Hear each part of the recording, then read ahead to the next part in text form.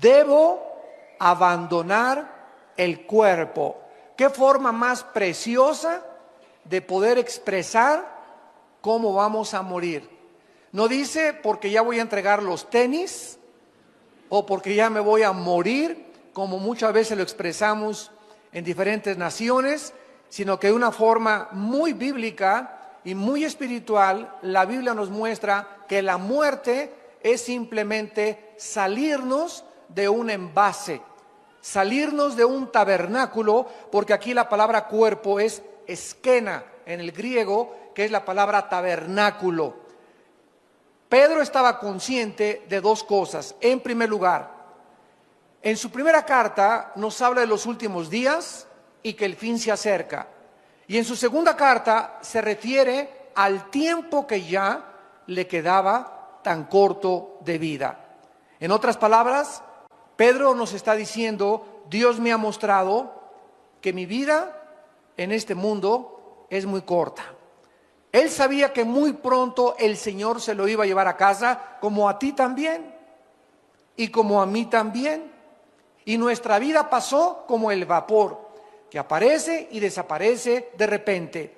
Sin embargo, antes de que Pedro abandonara su cuerpo, él nos quiere dejar instrucciones acerca de cómo debemos nosotros prepararnos para los últimos tiempos.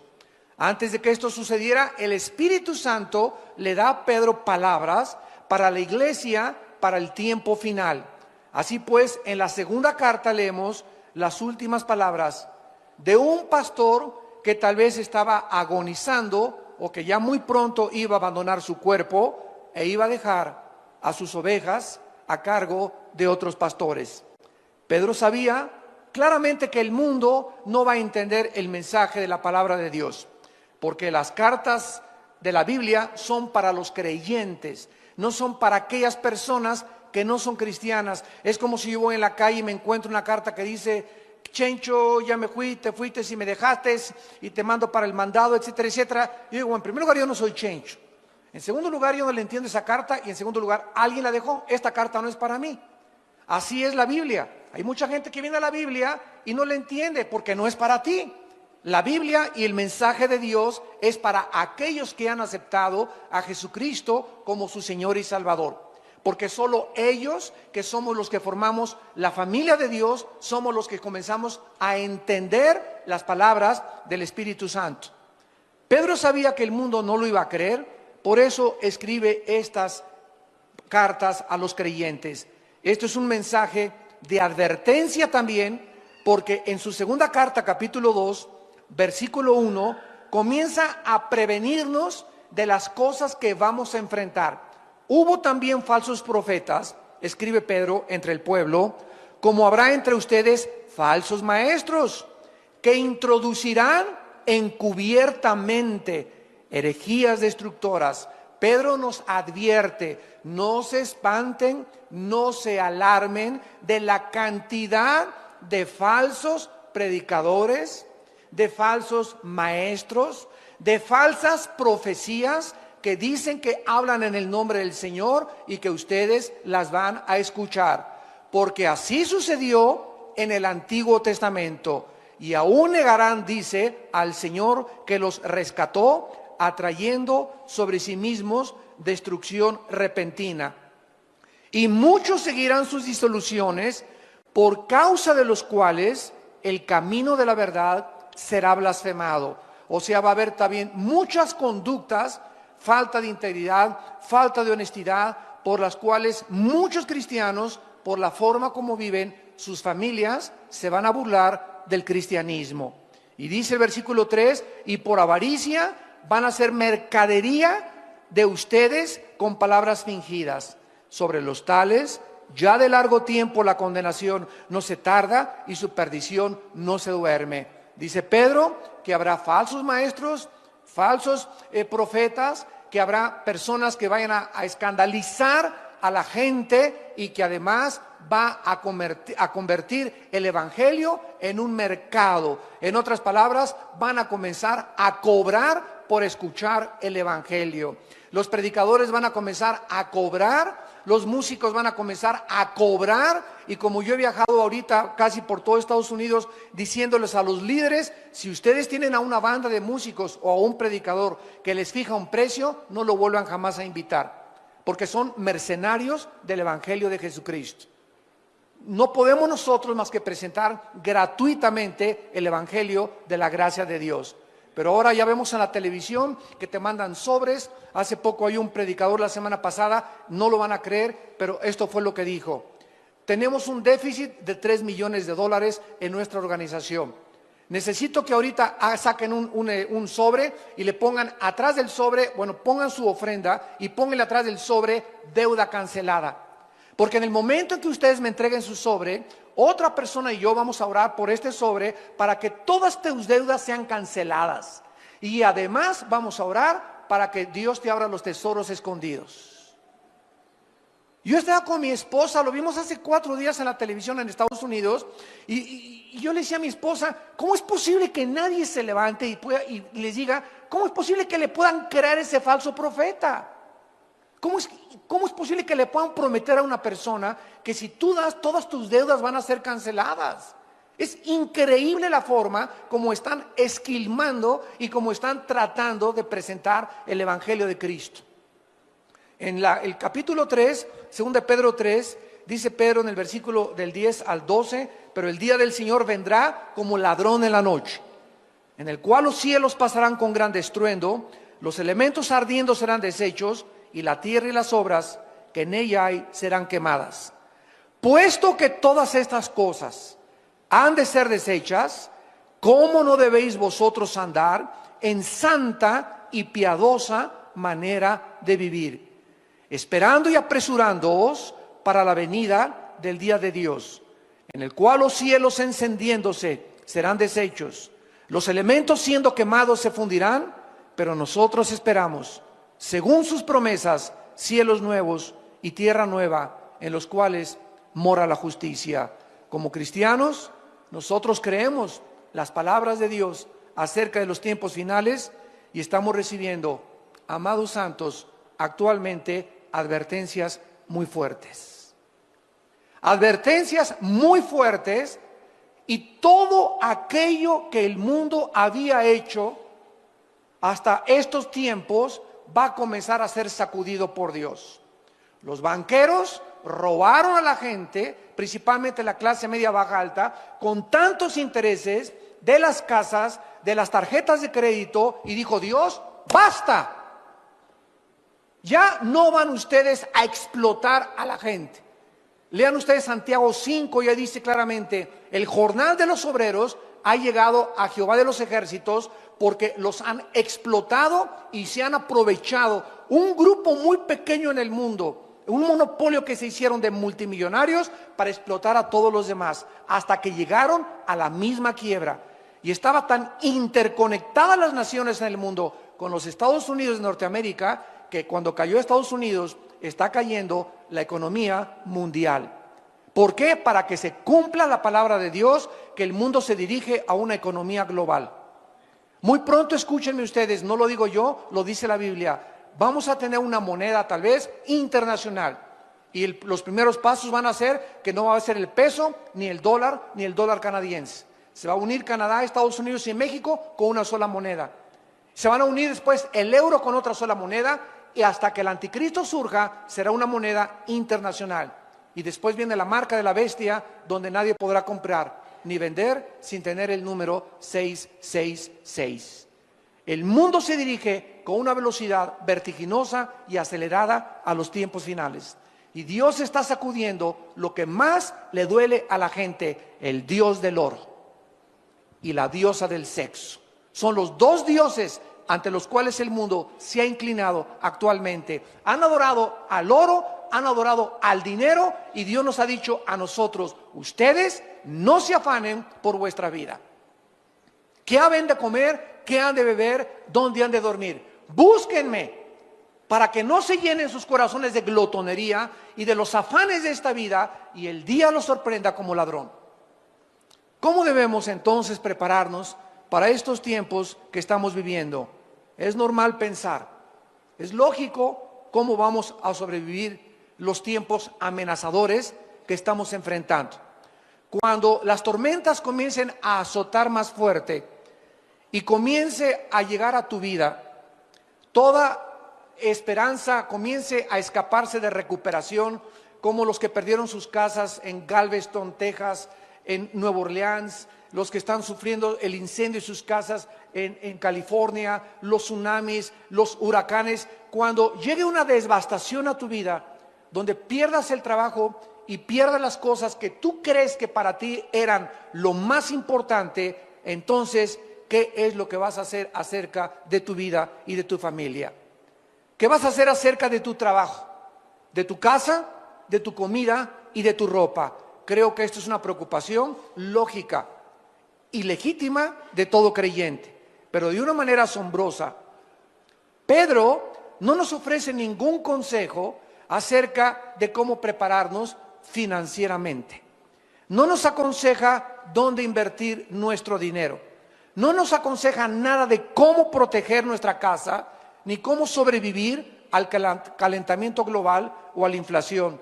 ¿Por qué? Vamos a ver enseguida los 4 consejos que nos ofrece el apóstol Pedro. Número 1. La primera cosa que debemos hacer para prepararnos para los tiempos que estamos viviendo es confiar en la fidelidad de Dios. Número 1. Pedro ya había experimentado la pobreza, ya había experimentado la fidelidad de Dios. Cuando seguían a Jesucristo, Cristo les enseñó a que no se preocuparan dónde iban a dormir al otro día, si iban a traer tortas, si iban a traer sándwiches, si iban a tener comida, porque ellos donde les agarraba la noche, ahí dormían.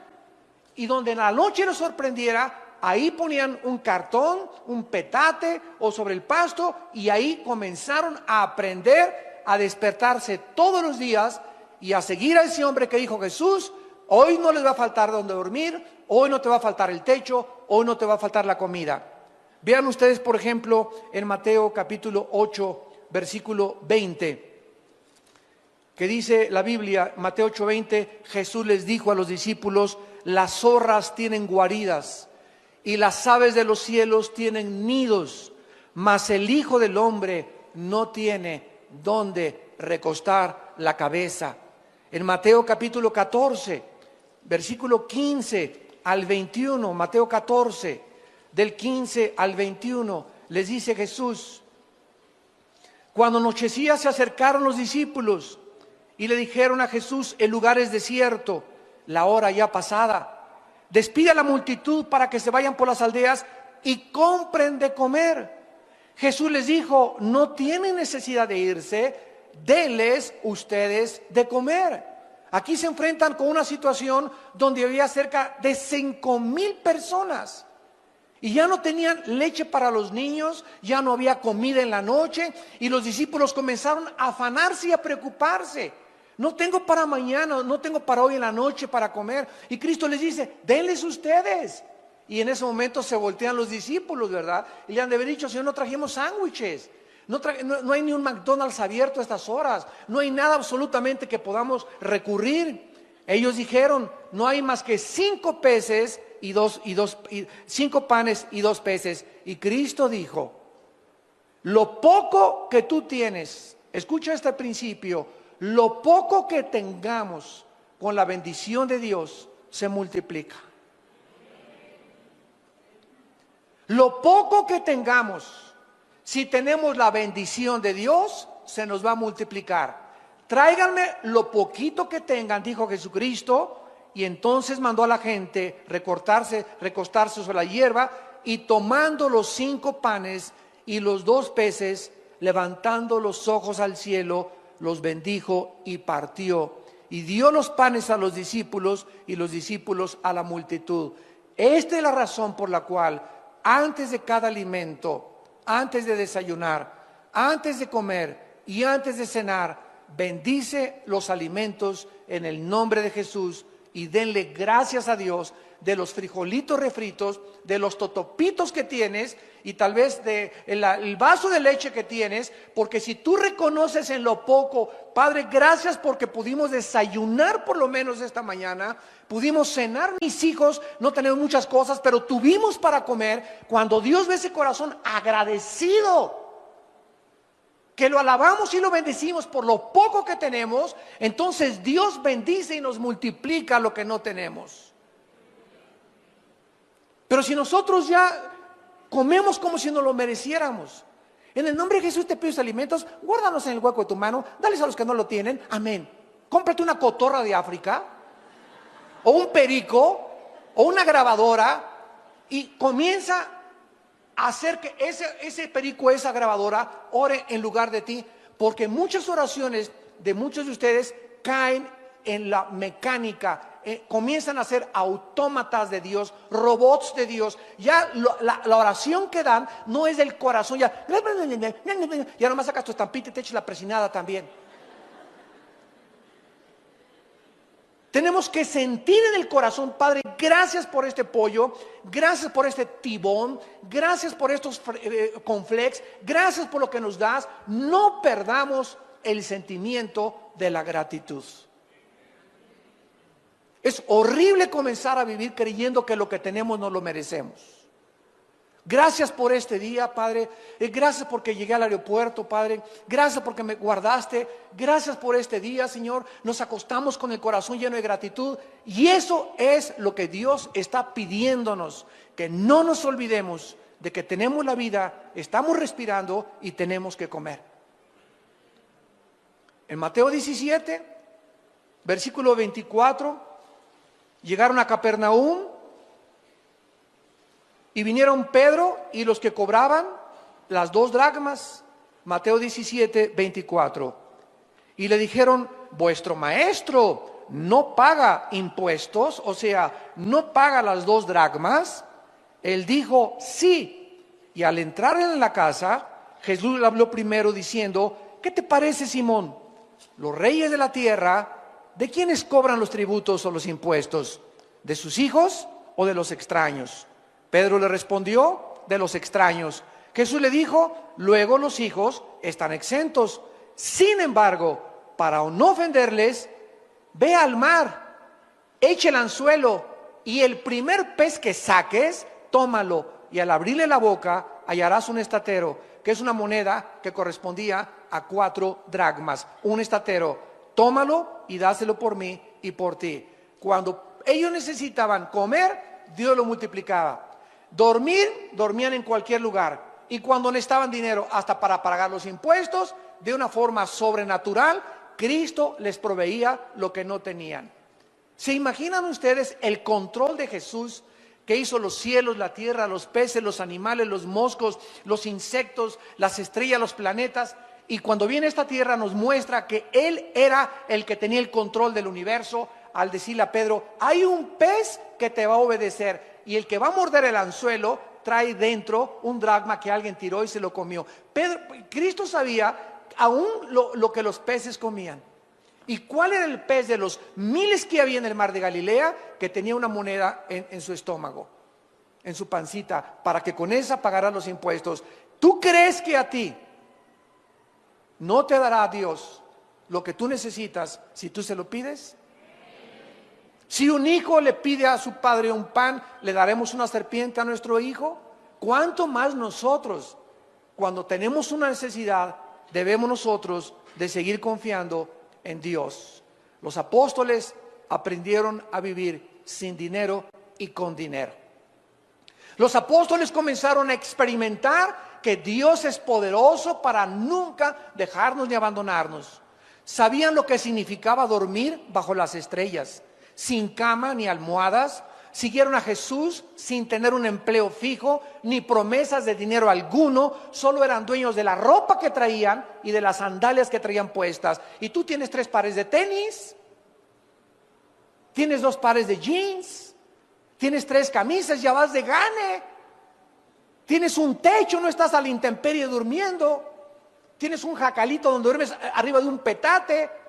Tienes un horno ahí para que te caliente. En otras palabras, los discípulos aprendieron a confiar en la provisión diaria de Dios para todas sus necesidades. Esto es lo que nosotros tenemos que aprender en Filipenses capítulo 4. Filipenses capítulo 4. Versículos del 11 al 13, el apóstol Pablo, al igual que Pedro, nos escribe estas palabras.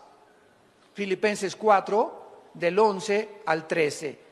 Y dice el apóstol Pablo: no lo digo porque tenga escasez, pues he aprendido ¿a qué? ¿Cuál es la clave para ser feliz? No es tener dinero, porque si solamente eres feliz cuando tienes dinero, qué miserable vas a ser cuando no lo tengas. La clave de la Biblia es que aprendamos a contentarnos con o sin. Porque si no tienes, estás contento porque no dependes de tu contentamiento si tienes. Porque no toda la vida vamos a tener. Yo recuerdo cuando yo inicié el ministerio en 1979. Me fui casi 4 o 5 años de misionero a la sierra de Guerrero y de Oaxaca. Y durante 3 años anduve en la sierra con los indígenas durmiendo en petates, en casas de adobe, en pueblos de leprosos. No teníamos para comer, comíamos lo que pescaba yo en el mar. Y lo que arrancábamos, los mangos que arrancábamos de los árboles, esa era la comida de mi familia durante 4 o 5 años. Y nunca dejamos de comer mangos, nunca dejamos de comer manzanas, y siempre pescaba algo en el mar para llegar y hacer un pez o 2 peces, y comimos pescado durante 4 o 5 años porque éramos tan pobres que no teníamos. Mi primer coche lo compré hasta 1987, una combi que un hermano me regaló en México. Y andaba en México en las camionetas y en las peceras para acá y para allá, en la lluvia dando estudios con las iglesias, etcétera, etcétera. No todo lo tenemos hasta ahorita. Pero han pasado 30 años del ministerio y me he dado cuenta que nos usó a nosotros a Dios para abrir el camino y para enseñarnos precisamente a que nada nos debe detener. Dios me enseñó y aprendí a contentarme cualquiera que sea mi situación. Si ahora soy pobre, ya no le voy a tener miedo a la pobreza, porque ya sé lo que es ser pobre. Ya aprendí que cuando estaba con Él era contento, y me acuerdo que llegaba a la casa y cantábamos himnos y con una vela hasta las 3 de la mañana estudiaba teología, porque ni luz teníamos en la cabañita que vivíamos en Acapulco, en una montaña. Entonces yo me río de ver hacia ahí la pobreza, me río porque ya he aprendido a contentarme y no me hace falta que no tener. Y es lo que muchos desgraciadamente no han podido aprender. Crían a sus hijos como niños pirurations. Y les dan reloj ya a los 12 años y a los 15 años su coche, etcétera, etcétera. Y estamos criando una generación de chavos perruris que no saben lo que es sufrir y no saben lo que es ganarse el pan con el sudor de su frente. Y es cuando nosotros se casan a los 24 o 25 años de edad y ya quieren tener su Sony Trinitron, tienen que tener alfombras persas, persianas de Liverpool y de Palacio de Hierro, y quieren tener todo, y si no lo tienen se suicidan o roban o se divorcian, porque mi mamá me crió en camas de sábanas de seda y comíamos puro caviar y comíamos puro chivo importado.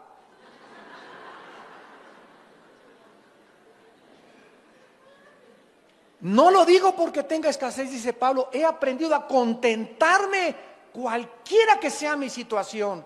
Y por eso muchos de ustedes han perdido el trabajo o han perdido lo que tienen, porque Dios les quiere enseñar. Dios no te ha abandonado. Dios quiere enseñarte que en esa pobreza que estás y en esa pérdida de trabajo, Él sigue siendo Dios. Y no te va a dejar ni te va a abandonar. Y cuando recuperes otra vez lo que perdiste, te vas a acordar que no te faltó por lo menos de comer. Y no te faltó techo, y no te faltó tampoco tu familia. Porque eso es el tesoro más grande que tenemos. Mientras tengamos la familia, lo tenemos todo. No importa que la familia durmamos en la banqueta, pero juntos siempre, luchando por la sobrevivencia con el Señor de nuestro lado. Diré yo a Jehová, esperanza mía, castillo mío, mi Dios, en quien confiaré. Y no diré yo al banco y la bolsa de valores y Wall Street, en quien confiaré. Pues en aquellos que están confiando en eso, Dios se los ha derrumbado, para que no pongan sus ojos en falsos ídolos, más que en el Dios viviente que le da vida y aliento a todas las cosas. Dice Pablo, versículo 12, sé vivir humildemente, sé tener abundancia, en todo y por todo estoy enseñado, para estar saciado como para tener hambre, para tener abundancia como para padecer necesidad. Y el secreto está en el versículo 3, todo lo puedo en Cristo que me fortalece. Ese es el secreto. Ay de ustedes los que hacen dinero y no han aprendido a vivir con el dinero, porque el dinero los echa a perder. Hay de ustedes de los que la noche a la mañana se enriquecen y no saben qué hacer con el dinero. Y en lugar de entender el propósito por el cual Dios nos da el dinero, comienzan a hacer dinero y se olvidan de Dios y comienzan a tener más gastos y más lujos, y el club y la familia Pompidou y la familia Richelieu, etcétera, etcétera, y comienzas a alejarte de Dios y alejarte del discipulado. Ni diplomados tomas. ¿Por qué? Porque comienzas por los afanes de la vida, porque no habías aprendido a vivir con dinero. Tenemos que aprender a vivir sin dinero, pero también cuando tengamos dinero tenemos que aprender cómo administrar ese dinero. Porque si ese dinero que tienes tú ahorita, tú no sabes con qué propósito Dios te lo dio y crees que es para ti, entonces algún día te comenzará a faltar y te dirá Dios: acuérdate que yo deshago como polilla lo más apreciado del ser humano. En segundo lugar, el segundo consejo que se nos da es no preocuparnos por las cosas materiales. ¿Saben lo que significa la palabra preocuparse? Pre es antes, ocuparse es poner atención. Una persona preocupona es una persona que está antes de que suceda algo, ocupándose o concentrando su atención en algo que no ha sucedido. ¿Y mañana qué como? ¿Y qué no se pasó mañana? Hoy, pero si todavía no llega mañana. Todavía ni siquiera. Estamos apenas a las 10 de la mañana, a las 11 de la mañana, y ya estás preocupada por tu lavadora y por tu trabajo. Ahorita disfruta tu pollito y gloria a Dios, tú a la iglesia. A lo mejor ahorita viene por nosotros el Señor a la 1. La pregunta más importante que Dios nos haría en estos tiempos es la siguiente: ¿qué hay en tu corazón en estos últimos tiempos? ¿Preocupación por el dinero? ¿Por tus inversiones? ¿Por la caída de la bolsa de valores? ¿Por tu salud? ¿Por tu futuro? ¿Por tu familia? ¿Qué está en este momento, en estos tiempos, llenando tu corazón? ¿Qué es lo que más te preocupa en estos tiempos? ¿En qué te estás convirtiendo, dice Dios en esta tarde? Y ustedes que nos ven por la televisión, ¿en qué te estás convirtiendo mientras más rápido nos acercamos a los tiempos finales? ¿En una persona avariciosa, ambiciosa, preocupada por el dinero? ¿Una persona llena de ansiedad y de estrés y de cosas que aún no suceden? ¿En qué te estás convirtiendo? Analiza tu corazón a la luz de los tiempos que estamos viviendo. El rey Salomón escribió en Proverbios capítulo 18, versículo 11. Proverbios 18, 11. Las riquezas del rico son su ciudad fortificada y como un muro alto en su imaginación. O sea, los ricos piensan así, dice Dios. Y esto lo escribió el hombre más sabio que ha existido en la historia después de Cristo, el rey Salomón. Los ricos así piensan: mientras yo tenga 1 millón o 2 millones de dólares, mientras yo tenga 1 o 2 propiedades, mientras sea dueño de una casa, mientras tenga mis inversiones, estoy tranquilo. Y dice Dios: es la obra de tu imaginación nada más. Porque de la noche a la mañana, cualquier persona como lo estamos viendo en nuestros tiempos, se quedan en la bancarrota. Ahorita hay más de 600 suicidios en Estados Unidos, hasta la semana pasada que yo me vine, de ricos que se están quitando la vida por la caída de la bolsa de valores. Y de personas que habían invertido todo o la mitad de su capital en la bolsa de valores y no tienen absolutamente 1% de probabilidades de recuperación o de repunte. Por la deuda de los más de 3 trillones de dólares que tiene el gobierno federal americano. Se quitan la vida. ¿Por qué? Porque aprendieron a vivir confiados mientras tenían, y cuando no tenían, no tienen propósito ni razón para seguir viviendo. En Proverbios capítulo 23, el rey Salomón continúa dándonos consejos y dice el versículo 4 y 5. Proverbios 23 del 4 al 5. No te afanes por hacerte rico. Sé prudente y desiste. ¿Has de poner tus ojos en las riquezas siendo ningunas? Porque se harán como alas de águila y volarán al cielo en septiembre del 2008. Ese sí es primera de Armando 2.1. Esto fue escrito hace 3000 años y ante nuestros ojos estamos viendo de qué manera Dios está quitando y derrumbando el becerro de oro.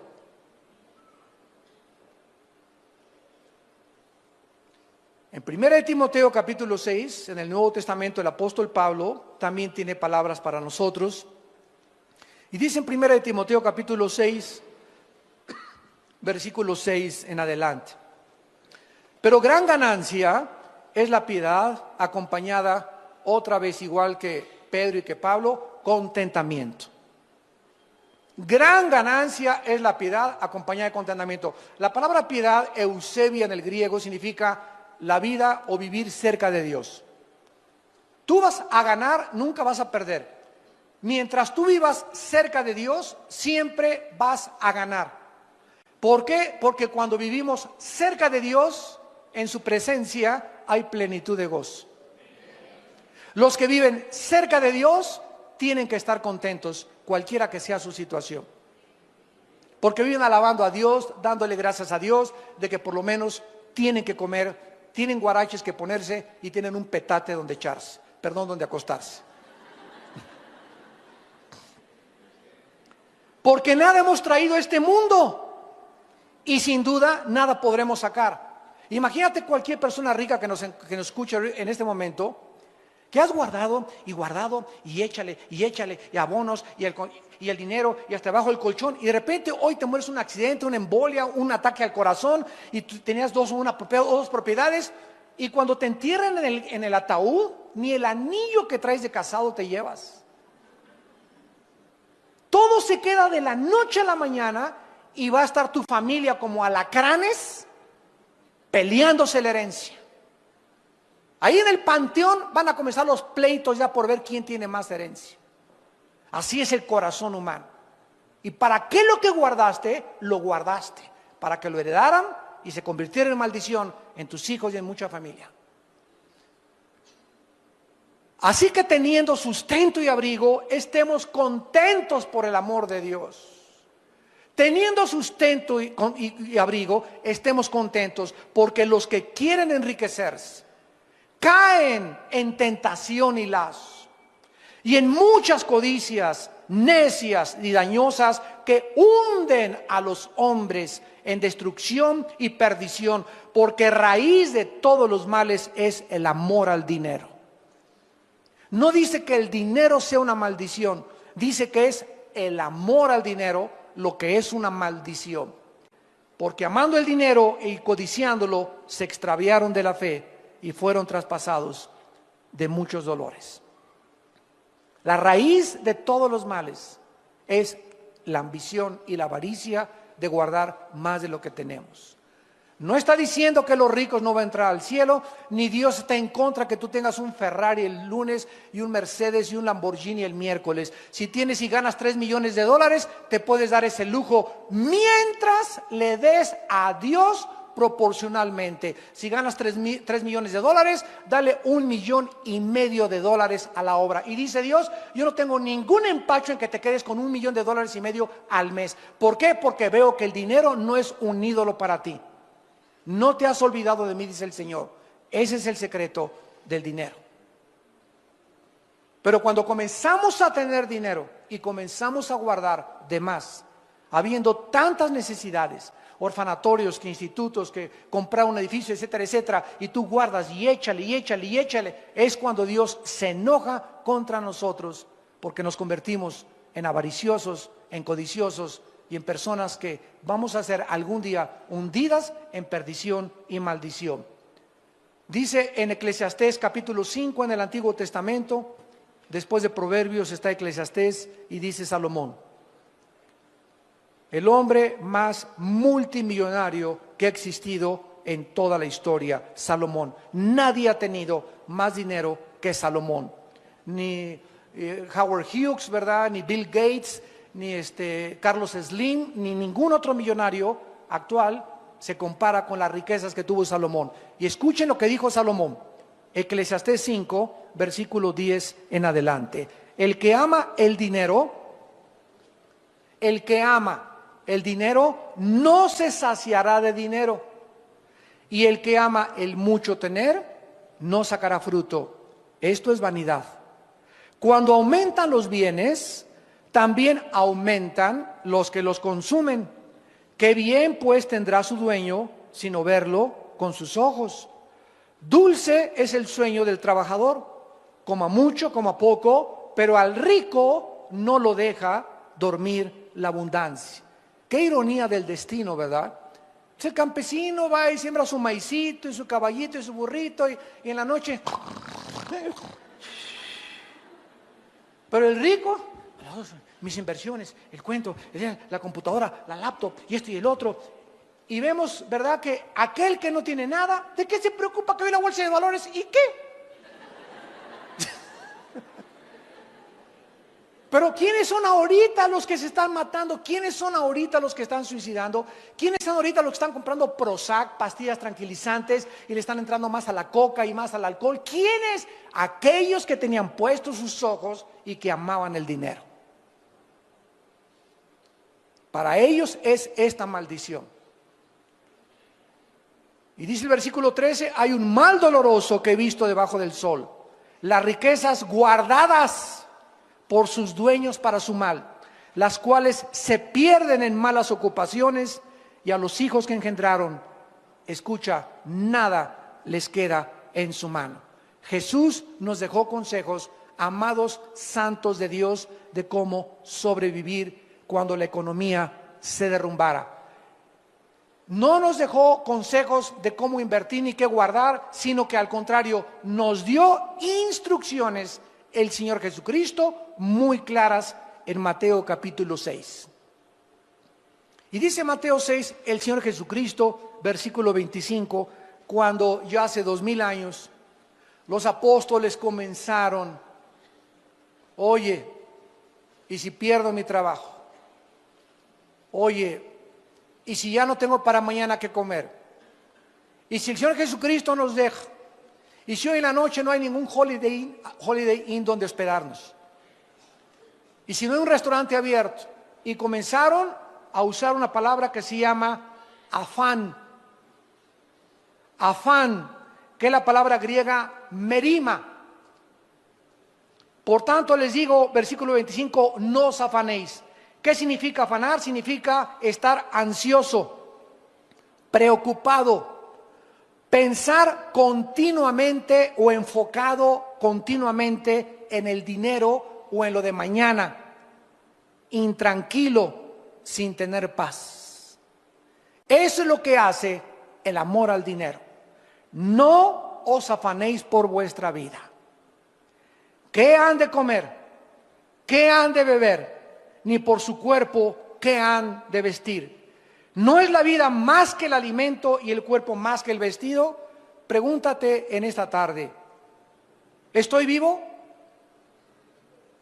Ahora, si estás vivo y yo estoy vivo, ¿a quién le debemos el aliento y la respiración? a Dios. O sea, Dios está consciente que estás vivo. Y si Dios está consciente que estás vivo, entonces, ¿no crees que también está consciente del zarape que traes? De los guaraches que traes, de la casa donde vives, de si tienes o no tienes para comer. Entonces, si Dios nos sigue dando la vida y amanecimos hoy, ¿por qué nos preocupamos en las cosas secundarias cuando lo más importante es vivir? Este es el mensaje de Cristo a nuestra conciencia. Miren las aves de los cielos, versículo 20. Que no siembran, ni ciegan, ni recogen en graneros. Salte mañana en la mañana, dice Cristo, y asómate a ver los pajaritos. Ninguno de ellos tiene cuenta en Bancomer. Nunca encontrarás a los pajaritos haciendo un hoyo. Vamos por las lombricitas y vamos a guardar lombricitas aquí, a amontonar 5 o 6 lombricitas en la noche, y me voy a mi nido con mi pajarita, con mi esposita, con mis pajaritos, y ahí tenemos lombricitas por si mañana amanece y no tenemos lombricitas para mañana. Dios puso un programa en los pajaritos para que fueran una lección a nosotros y para que los observáramos. Si Dios les puso ese programa donde ellos no deben de amontonar ni guardar para mañana, ¿por qué entonces lo hacemos nosotros? ¿Por qué desconfiamos del poder y la misericordia de Dios? Y vuestro Padre Celestial alimenta a las aves, ¿no valen ustedes más que ellas? Un pajarito, ¿cuánto cuesta? 3 pesos. Hasta peso te los venden en el mercado a veces. ¿Y cuánto vales tú? Que Jesucristo, su Hijo, dio su vida en una cruz por nuestros pecados. ¿Y te estás preocupando por mañana? ¿Qué enojado está Dios contigo? Qué triste y qué desgarrado tiene su corazón Dios. Porque sin fe es imposible agradar a Dios. Si no la fe es confiar. Si no confiamos en Dios y no está Dios viendo que estamos confiando en Él, no lo estamos agradando. Puedes aplaudir, tocar el pandero, gritar, hacer 1000 cosas, levantar iglesias, predicar el evangelio, pero la única forma y la más importante forma en la que Dios está contando con nosotros, contento, es que vivamos confiando en su provisión diaria. ¿Y quién de ustedes, dice el versículo 27, podrá añadir a su estatura un codo? Tú naciste chaparrito con unos 55 de estatura, aunque te pongas tan corto no vas a crecer. Eso es forma genéticamente ya parte del cuerpo humano. Por más que le hagas así, y le hagas así, y le hagas así, no vas a crecer. Y así, si tú dices, voy a tener 2 empleos ahora, para tener más dinero, y mi esposa la voy a meter a trabajar para que entre los dos gastemos el sustento cuando tienen niños chiquitos. Dios quiere que tu esposa se quede en su casa y los niños nada de guardería, que los cuide tu esposa, y si tú confías en Él, aunque tú te afanes, no vas a progresar más, porque aunque tú te afanes y ella se afane y les entre más dinero, no van a ser felices ni van a disfrutar lo que tienen. Si nosotros disfrutamos la vida, es con la bendición de Dios. La esposa que tiene hijos pequeños debe vivir en su casa y debe estar contenta en su casa de ser su ministerio, mientras el hombre va a buscar el pan y traer el sustento a su casa. Y Dios va a prosperar tu trabajo y te va a dar otras oportunidades de trabajo y te va a aumentar el sueldo de tu trabajo y te va a dar más bendiciones cuando Él vea que confías en Él. El mucho afán no va a ser que hagas más dinero ni que vivas más feliz. Busca a Dios y su reino y su justicia sobre todas las cosas. Y todas las demás cosas te serán añadidas. Versículo 29, versículo 30. Y si la hierba del campo que hoy es y mañana se echa en el horno, Dios la viste así, ¿no hará mucho más a vosotros, hombres de poca fe? Si vemos el colorido de una flor, el colorido de una mariposa, el colorido de los campos y de las puestas de sol, ningún pintor, ni Leonardo da Vinci, ni Miguel Ángel, ni nadie ha podido imitar los colores tan preciosos que tienen las plantas y las flores. ¿Y tú te preocupas por tu vestido de china poblana? No os afanéis, pues, no estés intranquilo, no pierdas la paz, mantén la serenidad, guarda la tranquilidad en tu corazón. El Señor es mi ayudador, Él es mi pastor, nada me faltará. En lugares delicados pastos me hará descansar. Confía en mí, dice el Señor. Este es el tiempo más precioso que la iglesia tiene para demostrar quiénes son los cristianos. ¿Quiénes son ahorita verdaderamente los cristianos? Ya se acabó el cristianito el domingo nada más. Ahora vas a demostrar en los tiempos que estamos viviendo si realmente crees y confías en Dios. Los gentiles, dice Cristo, el versículo 32, o sea, las gentes que no tienen a Cristo buscan todas estas cosas. Ve a tu cuñado, a tu tío, a tu primo, a tus hermanos, ve a tus familiares que no sean cristianos. Viven únicamente para la lana, la plata, la plata, la plata. Cómo hacer dinero y aprender y el otro. Y todos los días prende el noticiero y cada vez el corazón les va a explotar mañana. Las noticias aumentan, las malas noticias aumentan, aumentan. Y porque están enfocados nada más el oro, el becerro de oro, el becerro de oro se está deshaciendo, se está fundiendo, el oro se está yendo. Porque toda su vida está puesta ahí. Los gentiles buscan todas estas cosas. El corazón del mundo está en eso, porque ellos creen que eso es lo que vale en la vida. Pero vuestro Padre Celestial sabe que tú tienes necesidad de estas cosas. Busca primeramente mi reino y mi justicia, y todas las demás cosas te serán añadidas. Y finalmente, regresamos a 1 de Pedro 4, se nos da el cuarto consejo: prepararnos espiritualmente. Dice en 1 de Pedro 4:7, mas el fin de todas las cosas se acerca, sean sobrios y velen en oración. Si tú ya sabes ahora hasta este momento que no te va a faltar, Dios va a proveer milagrosamente en tu casa, como lo hizo con una viuda que se llamaba de Sarepta y su profeta Elías. Dios le dice una vez a Elías: quiero que vayas a un pueblito, y al entrar al pueblito va a estar una señora que es viuda recogiendo leña. Y quiero que cuando llegues a ese pueblito le digas a esta viuda que te lleve a tu casa y que te dé de comer. ¿Por qué no le dijo Cristo: quiero que llegues al Holiday Inn? O te voy a mandar con una familia que tienen cornflakes, que tienen avena, que tienen bastante para desayunar, tienen hasta chorizo de Toluca para que te hagan de desayunar. ¿Por qué Dios manda a su profeta con la mujer más pobre de todo el pueblo? Parecería a primera vista falta de misericordia, ¿no es verdad? Caray, aún lo que no tiene se le va a ir a quitar a esa pobre. ¿Cómo lo manda con la que no tiene? Pues llega Elías y la viuda le dice: sí, con mucho gusto, tengo nada más en mi casa, ni cornflakes ni avena, tengo nada más un poquitito de aceite y un poquitito de harina para hacer y freír una sola pieza de pan o un hot cake. Y la viuda hace lo que le queda, y tenía un hijo la viuda. Era para ella y para su hijo. ¿Y qué pudo haber dicho ella? Oye, no tenemos ni para nosotros. ¿Quieres que te dé? Pero ahí se encontraba el secreto del poder de Dios para nosotros en nuestra vida también. Entonces la viuda no repeló, porque era una viuda que conocía a Jehová. ¿Y saben lo que hace la viuda? Cocina ese hot cake o ese pan y lo parte a la mitad y le da la mitad al profeta de Dios, y la otra mitad se la reparte entre ella y su hijo.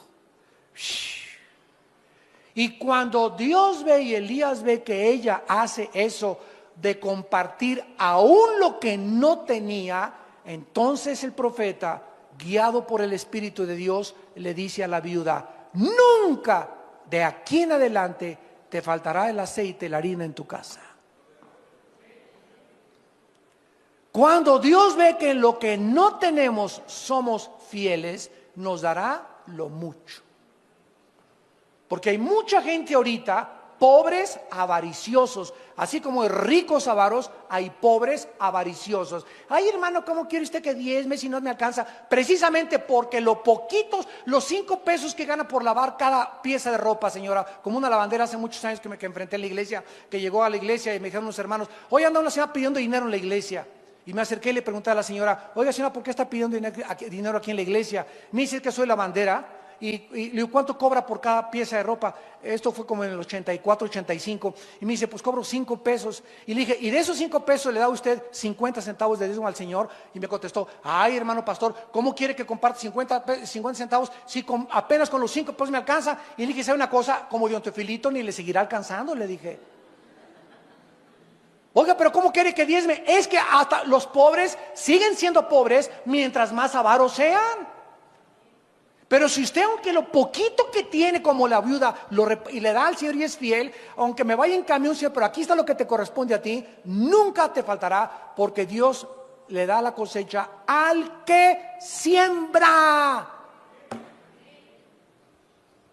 Lo que sembramos, recogemos. ¿Cuántos de ustedes están en la pobreza? ¿Cuántos de ustedes no tienen o no les alcanza porque son avaros? Y jamás le dan ni el diezmo al Señor, le dan limosna.